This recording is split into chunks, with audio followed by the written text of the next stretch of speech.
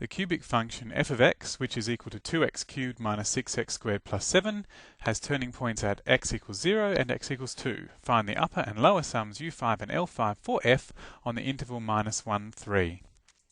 First, let me try and understand what this function looks like. It's a cubic function, which means that it looks something like this, or possibly something like this.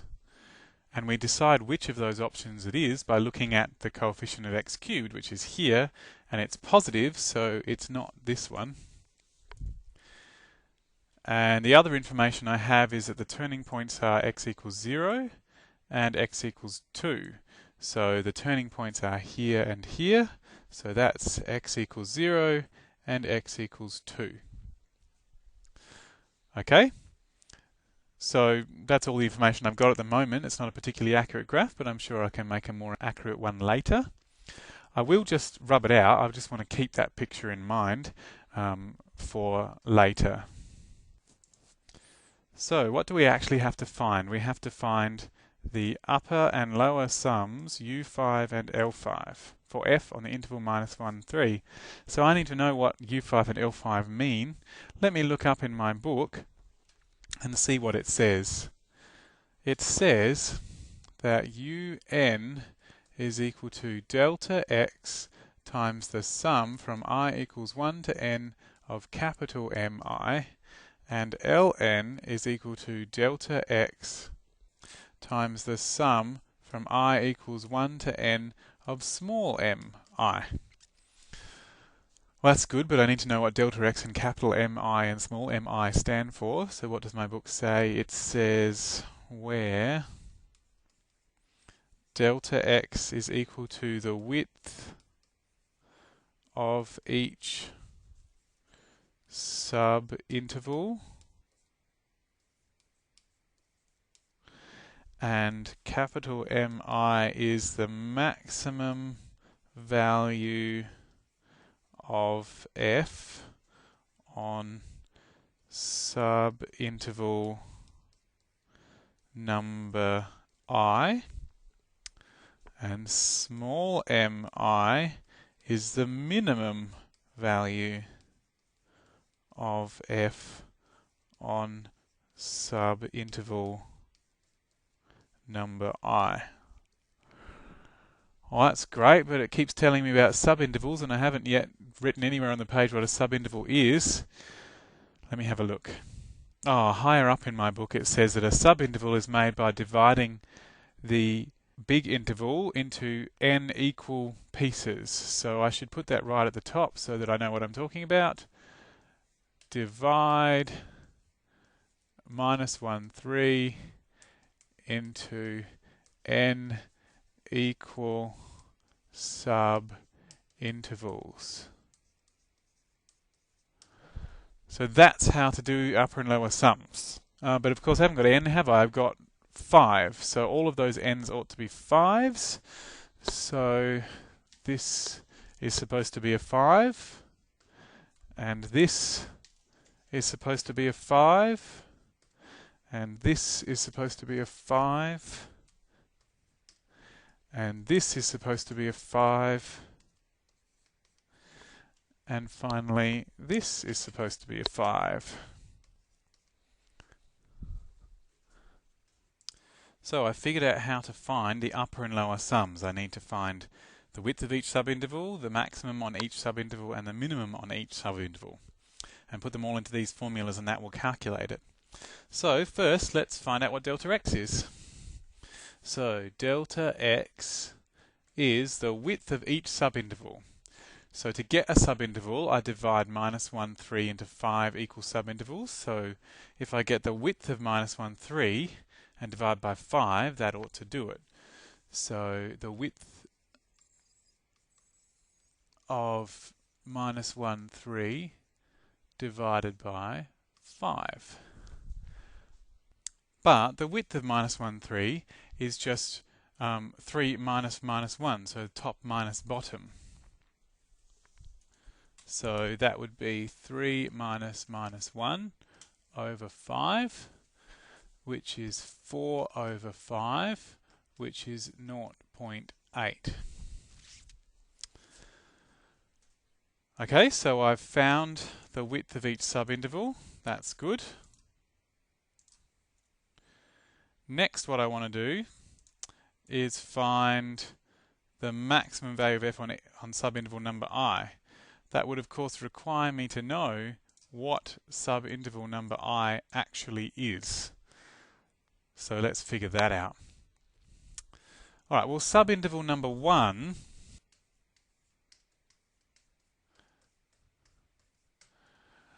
well, that would start at the beginning, which was -1, and it would go up by 0.8 because that's how wide the subintervals are, so it would go up to -0.2. And subinterval number, and that's not number I, that's number 1. And subinterval number 2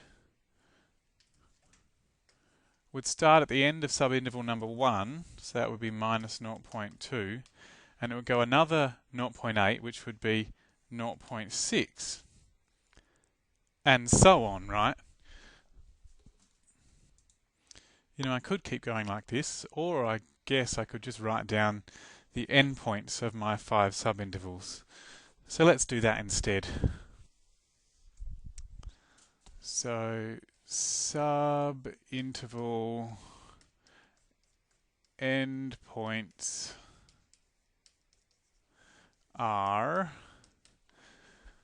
so -1, -0.2, add another 0.8 would be 0.6, add another 0.8 would be 1.4, add another 0.8 would be 2.2, add another 0.8 would be 3, which is the end of the interval, so that's good. I've got the right number of endpoints. 5 intervals should be 6 endpoints. So now I've figured out what delta x is and what the subintervals are. I can now figure out what the maximum and minimum values are on each of the subintervals. And to do that, I think it might be useful to draw a graph. And to do that, I'll need some more space. Now, I did draw a graph at the beginning. Let me find. Here it is. Obviously, that's not accurate enough. What I really want is a graph that shows where all my subintervals are. So in order to do that, I think what I'm going to need to do is calculate what the function value is at all of the endpoints of the subintervals, and that should tell me how to draw my graph. So why don't I just move this picture out of the way, keep it there to help me draw my big graph, but I'll move it out of the way so I've got a bit more room. Right, let me draw a table and figure out the function values at all of my endpoints.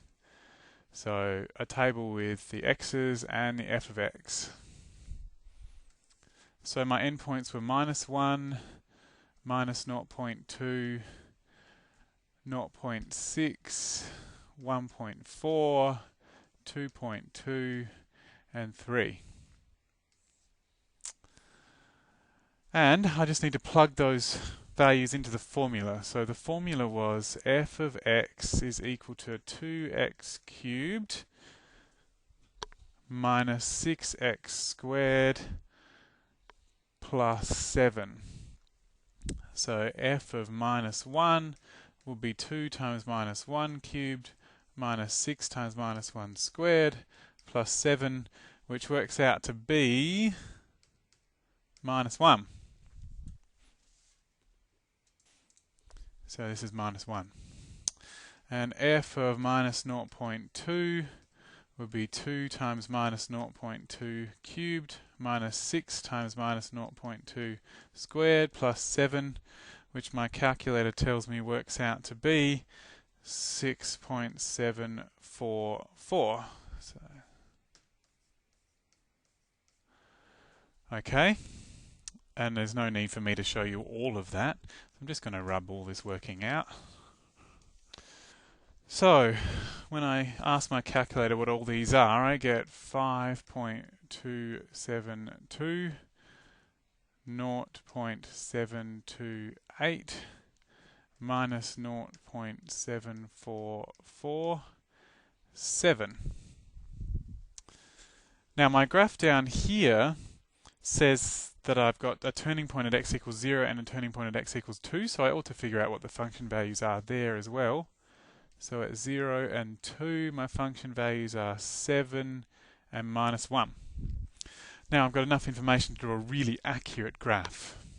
So let's see. Here's my x-axis, and I'll put in my endpoints, so -1 and then 1, 2, 3, 4, 5 subintervals, and this is -0.2, and this is 0.6, and this is 1.4, and this is 2.2, and this is 3. And I'll also need 0 and 2, so 0 is about there and 2 is about there. I won't mark the numbers in at those points because it's going to look a bit confusing, so I'll leave it as it is. And then I just need to mark in the heights of all of those function values. So when x equals -1, f of x is -1, so maybe there. When x equals -0.2, f of x is 6.744, so maybe all the way up there. When x equals 0, it's 7. At 0.6, it's 5.272, so maybe there. At 1.4, it's 0.728, so maybe there. At 2, it's -1 again. At 2.2, it's still negative, at -0.744. And at 3, it's 7. Okay, so all I need to do is join them up in hopefully a nice smooth line. So let me make all my dots bigger.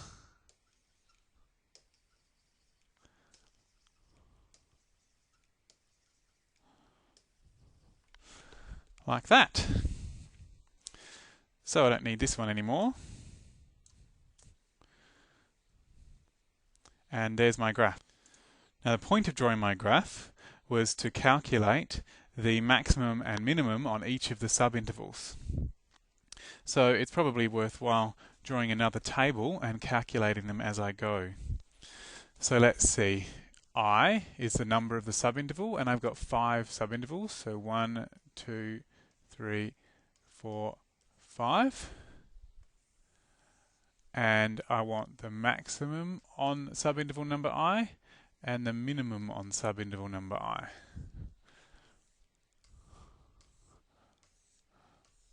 Okay, so first let's look at subinterval number 1.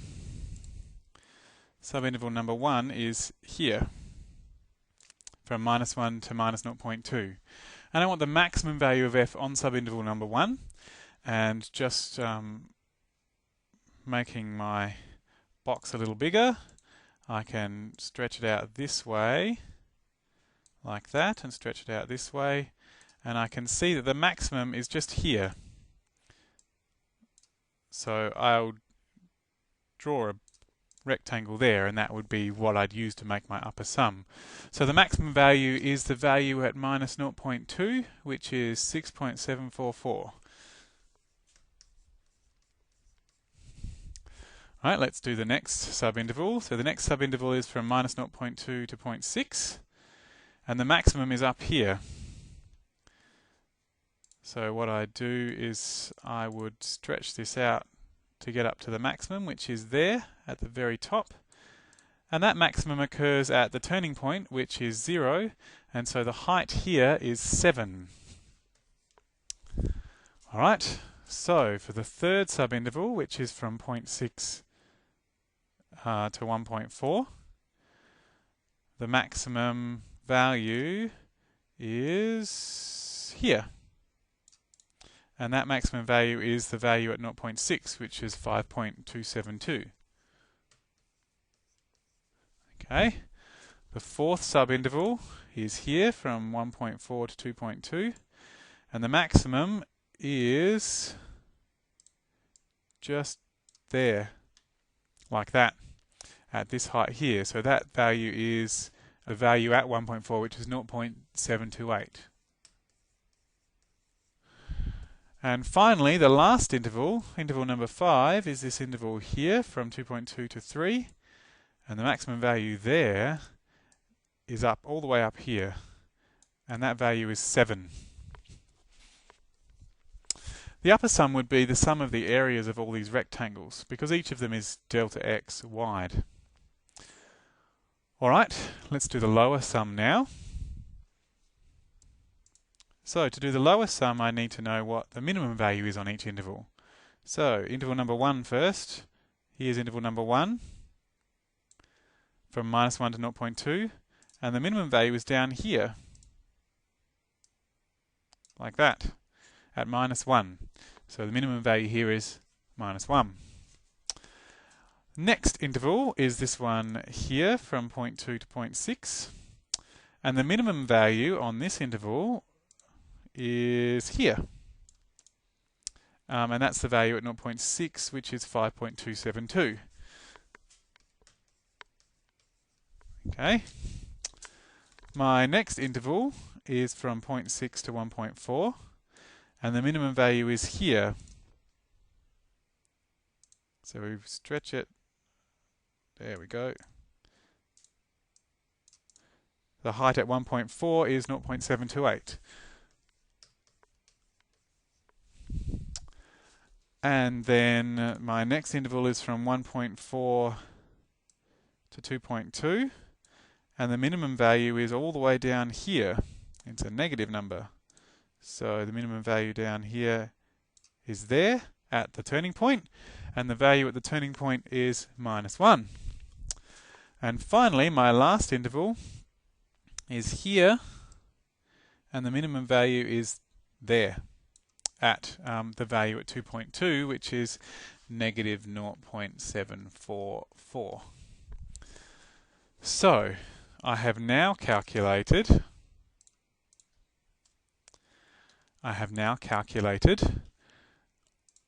everything I need for finding U5 and L5. I've got delta x here, I've got all the values of mi here, and all the values of small mi here. So I can now finish my calculation on the next page. So let's see, U5 was equal to delta x times the sum from I equals 1 to 5 of mi, and delta x was 0.8, and the 5 values of mi were these 5 values here. So I just need to add them up.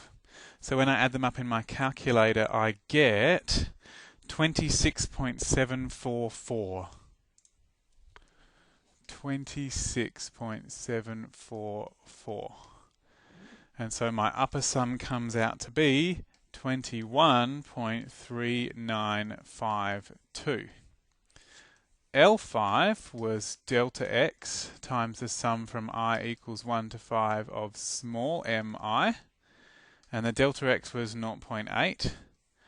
And the sum of all the mi's, well, the little mi's are here. And when I ask my calculator to add all of them up, I get 3.256. So that's 3.256. And my final answer comes out to 2.6048. And that's my final answer. I was only asked to find what U5 and L5 were, and I have them there. Now, interestingly, these two are supposed to be estimates of the true area under that graph, the true integral, and they're not very close together. 21 is a long way from 2, but the more intervals I take, the more accurate it would get. I actually have a little interactive activity that will help you see how accurate it becomes when you get more intervals. So I'm just going to bring it up. This program is called Geogebra. You can download it for free off the internet. And I've set up a little activity here. Here's my function. That's my f of x. You can see the cubic shape there.